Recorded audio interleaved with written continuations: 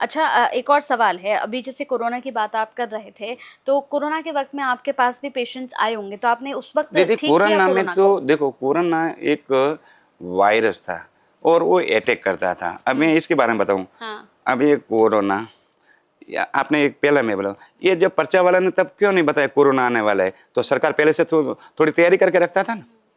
हाँ, सरकार थोड़ी तैयारी करके रखते ना। आज भारत में हजारों आदमी जो शांत हो गए, लेकिन कोरोना में दीदी जो दारू पीने वाला नहीं मरे।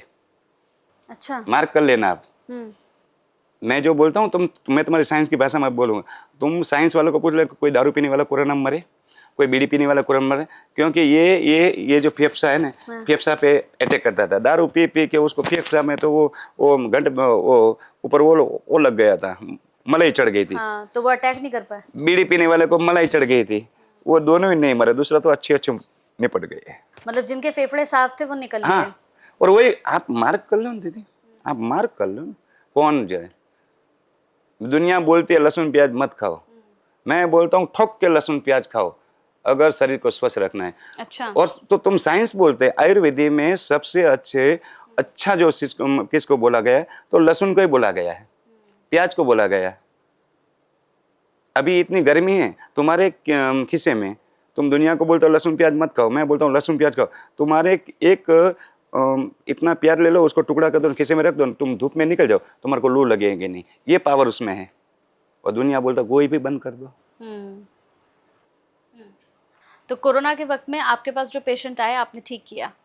नहीं दीदी, कोरोना में सब बंद कर दिया था ना सरकार ने। 5 अच्छा। आदमी नहीं मिलने देते थे तो अच्छा। कुछ नहीं था दीदी। तो उस वक़्त कुछ भी नहीं कुछ नहीं हुआ था कुछ नहीं हो कोरोना पा में, रहा तो था। मैं कुछ नहीं करता था। अच्छा, ठीक है। मैं घर पे रहता था, मेरी घरवाली इतनी खुश थी कोरोना आने से। अच्छा। हाँ, कि जिंदगी भर भटकता रहता था, कोरोना आए तो ये रहे, और कोरोना आ जाए तो मेरा घरवाला तो घर पे रहे। हाँ, कम मेरे से बच्चे भी यही बोलते थे। अच्छा, हाँ, तो पूरा कोरोना के टाइम पे घर पे ही मैं रहना घर पे हुआ? रहा था, गौ माता की सेवा करते थे।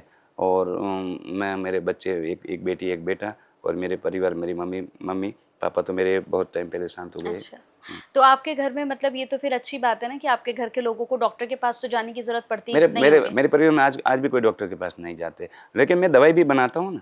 अच्छा। मैं दवाई, मेरी दवाई, एक मैंने निसंतान की दवाई बनाई है। हुँ। मेरी उम्र 58 साल है। मेरी वाइफ की उम्र 50 साल है। साइंस बोलता है कि एमसी जाने के बाद बच्चा नहीं होता है। मेरा बच्चा 5 साल का है, आप उसका डीएनए टेस्ट भी करवा सकते हो। मेरा बच्चा 5 साल का, मेरी उम्र 58 साल है। मेरी वाइफ की एमसी चली गई थी। अच्छा। हाँ, और मेरे यहाँ 5 साल का बच्चा है। आप मेरा और मेरे बेटे का, मेरी वाइफ का, तीनों का डीएनए टेस्ट करने की पूरा भारत का साइंस को छुट्टी है।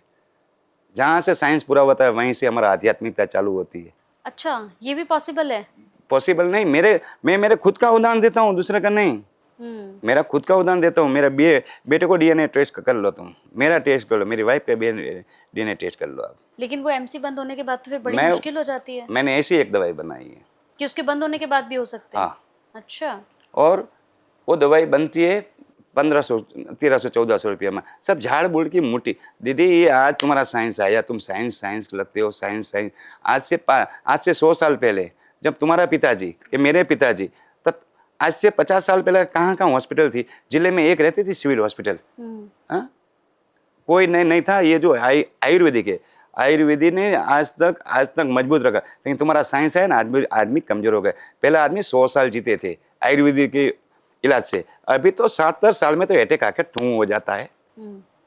आजकल तो हम देख रहे हैं कि छोटे बच्चों को भी अटैक आ हाँ, जाता है, 14 हाँ। साल का, 15 साल ये का। ये देखो दीदी, अभी मैंने देखा तब तक 4-5 ऐसी बीमारी आ गई, और उसकी वजह से आदमी कमजोर हो गया। सबसे पहले तो प्लेग आया था, अच्छा।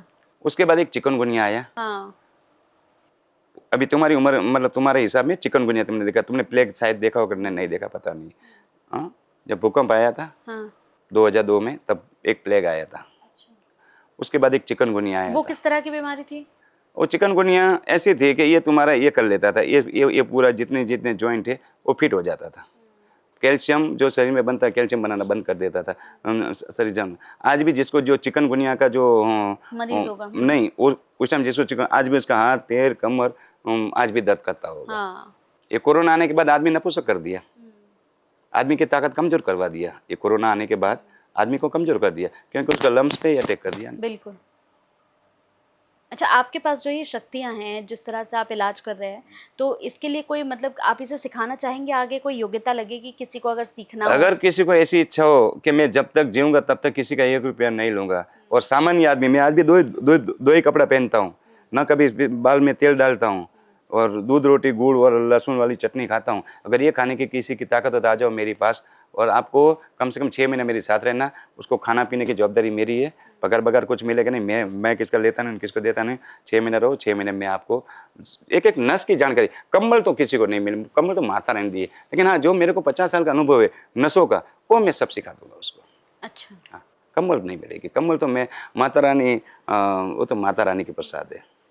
कंबल नहीं देंगे, लेकिन किसी को सीखना हो तो आप सिखा सकते हैं हाँ, मैं नसों? सिखा सकता हूँ ना। हुँ, वो तो मैं सिखा दूंगा ना, हुँ। नसों सिखा दूंगा। लेकिन वो नसों सिखा के क्या करूंगा, जब उसको कंबल उड़ाऊंगा तब पता लगता है कि ये नस ब्लॉक है। हाँ, वही। हाँ, अच्छा, जिस तरह से आप ये इलाज करते हैं, कभी ऐसा हुआ कि कंबल से कोई इलाज कराने के लिए आया आपके पास, आपने इलाज किया और वो ठीक नहीं हुआ, ऐसा हुआ है कभी? हाँ, बहुत बार हुआ है। अच्छा। हाँ, देखो मैं मेरी जिंदगी में कोई चीज छुपाता ही नहीं हूँ।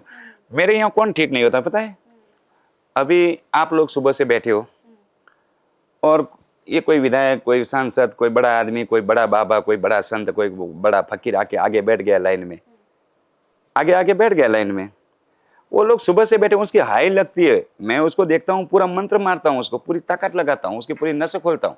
पर वो जो सुबह से बैठ के 8-8 घंटा बैठे होंगे, तुम आगे अभी आके नंबर लेके जाओगे, तो वो लोगों की हाई लगेगी ना। दुनिया में भगवान से, माता जी से, भोलानाथ से, दुनिया में गुरु महाराज सबसे बड़ा, किसी की हाई लग जाए ना तो सत्यानाश निकल जाए। तो वो आदमी को मैं कितनी भी मेहनत करूँ ना तो अभी वो ठीक नहीं होता है, उसकी हाई लग जाती है पीछे वाले को। अच्छा, मतलब इस चीज़ का इलाज नहीं है, हाय का इलाज नहीं, कोई नज़र लगा दे, हाई का तो हाँ। दुनिया में नहीं, मेरे पास तो नहीं। मैं तो बोलूँ भगवान भोलेनाथ के पास भी इलाज नहीं। अगर किसकी हाई लग गई ना तो भगवान भी बोला था, क्योंकि गरीब की हाई हुँ, वो बहुत, और मेरे यहाँ वो आता है, दुखी होता है वही गरीब। तुम लोग पैसे से जिसको दुखी मान, पैसे से जो ज़्यादा पैसा वाला उसको अमीर मानते हो, मैं ये नहीं मानता हूँ। मैं जो शरीर से दुखी हूँ उसको गरीब मानता हूँ। मेरे यहाँ करोड़पति आदमी आके लाइन में बैठता है, उसको कोई कमी नहीं है, पर वो उसका 1 रुपया खर्चा नहीं करता, खुद पेशाब नहीं करता, खुद खाना नहीं खा सकता, खुद चाहे, वही मेरे हिसाब से गरीब है। बिल्कुल। दुनिया के हिसाब से जिसके पास ज़्यादा पैसा हो वो अमीर है। मेरे पास, मैं तो यही बोलता हूँ, तुम्हारा शरीर अच्छा है तो तुम अमीर हो, तुम्हारा शरीर में बीमारी हो तो तुम सबसे दुनिया में गरीब हो। बिल्कुल। हुँ। अच्छा, अगर हम यहाँ पर जैसे हाई की बात कर ही रहे हैं, तो बड़ी अच्छी आपने बात कही कि जो 8-8 9-9 घंटा खड़ा होगा लाइन में, जो इंतज़ार करेगा, और कोई आकर, जैसे वो हम देखते हैं मंदिरों में वीवीआईपी लाइन चलती है। हाँ, अरे मंदिर में तुम जाते हो, हाँ, अरे तुम्हारे घर में जो भोलेनाथ का मंदिर है वही मंदिर, आप कहीं भी जाओगे वही मिलेगा, वही माता जी मिलेगी। लेकिन तुम्हारे को एक ऐसा है, दुनिया को दिखावा है, टीका टपका माला ये सब दिखावा है। अरे तुम दिल से याद करो ना। हुँ, लेकिन वो सब करेंगे, अपनी माँ को भूखे रखेंगे घर पे, और यहाँ से पैदल जाएंगे। हाँ, अरे तुम माँ बाप की सेवा करने। महाराष्ट्र में एक संत हो गया, पुंडलिक महाराज, हुँ, उसके पंढरपुर में मैं बात कर रहा हूँ, आज भी वहाँ लोग, लाखों लोग दर्शन कर। पुंडलिक महाराज ने बोला था, भगवान बोला मैं विठल, तो बोला मैं तेरे को नहीं पहचानता हूँ, मैं मेरे माँ बाप को ना ला रहा हूँ। तो बोला मैं विठल, मैं भगवान कृष्ण तेरे को मिलने आया हूँ, मेरे पास टाइम नहीं, मैं मेरे माँ बाप की सेवा करता हूँ। तो बोला मैं कहाँ खड़ा रहूँ, तो वहाँ एक ईंट का पत्थर पर ईंट का टुकड़ा डाला था, ऐसा करके फेंका कि यहाँ खड़ा रहे, मैं मेरे माँ बाप की सेवा करूँ, बाद में मैं तेरे को मिल। भगवान को बोलता था एक भगत, हुँ, पुंडलिक महाराज की मैं बात कर रहा हूँ। तो और भगवान, आप देखना, भगवान गिर न जाए तो ऐसा करके बैठे। आप कभी पुंडलिक महाराज, भगवान कृष्ण का फोटो देख लेना, हुँ, पंढरपुर वाला महाराज ऐसा ऐसा करके खड़ा है, क्योंकि भगवान हिल भी न पाए, डुल भी न पाए, क्योंकि टुकड़ा इतना ही था। आप कभी देख लेना, ऐसे ऐसे भक्ति करो ना। हुँ। पैसा इकट्ठा करने की भक्ति मत करो, सेवा करने की भक्ति लेकिन करो। आजकल तो यही चल रहा है। वही चल रहा है ना, जो मेरे सामने 8-10 साल में आए, आज 1000-1000 2-2000 करोड़ को 5-5 हजार करोड़ बिल्कुल। मालिक है। आप किसी को भी उठाकर देख लीजिए, बड़े-बड़े बाबा हैं, बड़े-बड़े संत हैं जो अपने आप को कहते आज हैं कि, मेरे जैसा कोई 90 रुपये वाला मीटर कापड़ कोई नहीं पहनता, मैं 90 रुपये मीटर कापड़ पहन के आता लेकिन हूँ। सब ऐसे नहीं है ना, सब तो देखिए आप बड़ी-बड़ी गाड़ियों में घूमते हैं। लेकिन अंत देखा आपने, अंत देखा बहुत साधु संतों का, जिन्हें अरबों रुपये इकट्ठा किया, तो उसका अंत क्या है देखो ना आप जरा, उसका अंत तो देखो। यहीं करो यहीं भरो, यही है सनातन।